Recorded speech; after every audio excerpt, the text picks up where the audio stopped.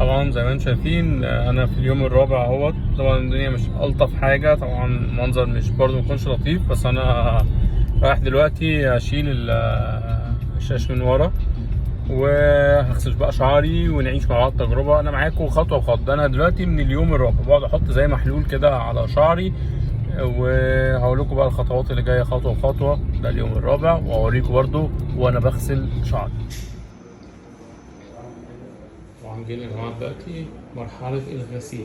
طبعا نشوف الغسيل دلوقتي وايه اللي هيتم معايا وطريقه الغسيل كل حاجه زي ما انتم شايفين.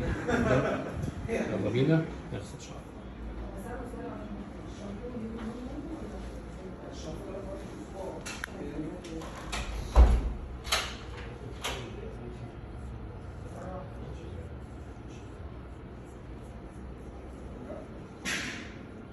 معاكم خطوه بخطوه ويوم بيوم. هل في اي مشاكل حصلت لحد دلوقتي؟ مفيش، غير الطبيعي اللي اتقال لي ان هيبقى بس في ورم، عشان كده لابس نضاره فالورم بينزل نزل على عيني شويه، لكن الطبيعي ان ده بيحصل عادي جدا.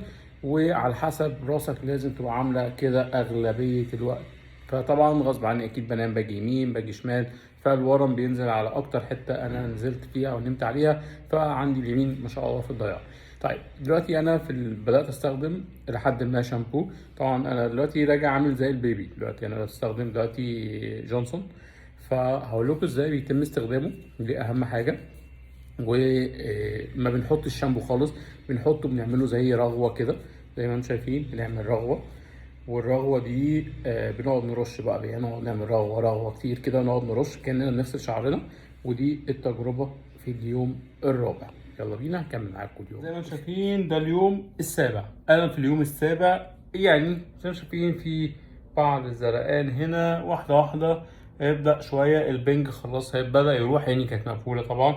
بدات احط شويه محلول على المنطقه المزروعه وانا في اليوم السابع زي ما انتم شايفين. وبرده مش عارف تبقى واضحه ولا لا. ده كده اليوم السابع.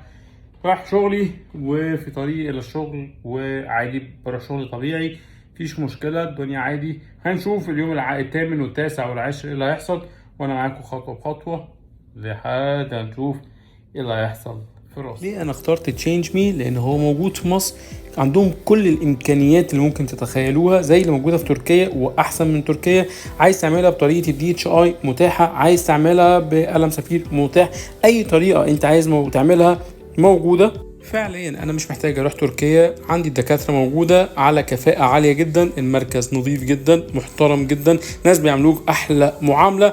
واهم من كل ده انت لما تروح دلوقتي تشينج مي هتاخد خصم 15% على كود الخاص اللي هقول لكم عليه دلوقتي، وهو بي ام 15. اول ما تروح المركز تقولوا بي ام 15 تاخدوا خصم 15%.